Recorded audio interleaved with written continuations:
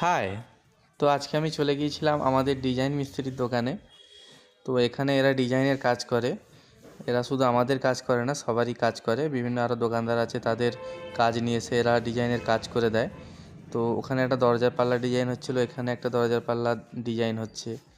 তো এদের 4-5টা মিস্ত্রির দল আছে, তারা সবাই মিলে করে। আজকে দেখলাম 2জন কাজ করছে।